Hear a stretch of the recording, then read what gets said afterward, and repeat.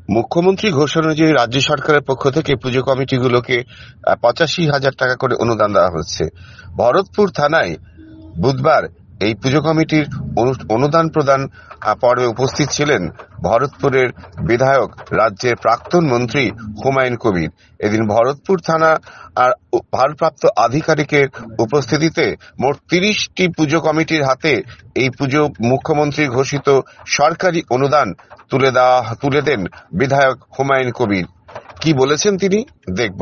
দেখুন, আমাদের মাননীয় মুখ্যমন্ত্রী দুর্গা পুজো উৎসবের জন্য বিগত 5 বছর আগে থেকে পুজো কমিটিগুলোকে রাজ্য সরকারের টাকায় অনুদান দেন, যাতে পুজোটা ধুমধাম করে ভালোভাবে উৎসবের মতো পালন করতে পারেন।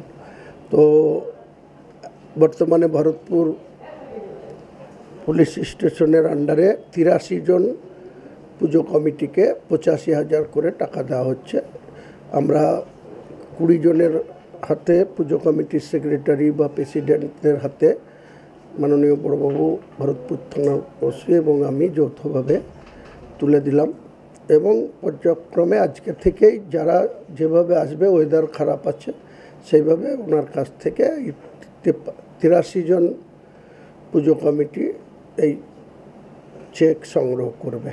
আমাদের নেত্রী গোটা পশ্চিমবাংলায় এই পুজো কমিটির অনুদান প্রায় 400 কোটি টাকা বিভিন্ন পুজো কমিটিকে তাদের পুজো ঠিকঠাক করে যাতে উৎসবটা খুব ভালোভাবে উদযাপন করতে পারেন, তার জন্য রাজ্য সরকারের উদ্যোগে এটা 5 বছর আগে থেকে চালু আছে।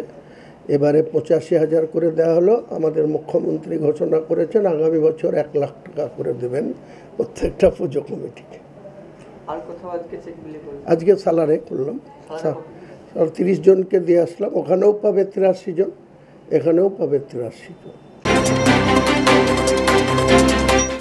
আনন্দ সংবাদ, আনন্দ সংবাদ। উন্নয়ন আধিকারিক হস্ততাঁত বহরমপুর মুর্শিদাবাদ নিয়ে এলো বাংলার ঐতিহ্যমণ্ডিত তাঁত শিল্পের এক বিরাট সম্ভার। Sharadiya handloom and handloom based handicrafts fair 2024। স্থান স্কয়ার ফিল্ড। চলবে 20/9/2024 থেকে 1/10/2024 পর্যন্ত। সময় দুপুর 2টো থেকে রাত্রি 9টা। শনি, রবি ও অন্যান্য ছুটির দিনে বেলা 12টা থেকে রাত্রি 9টা।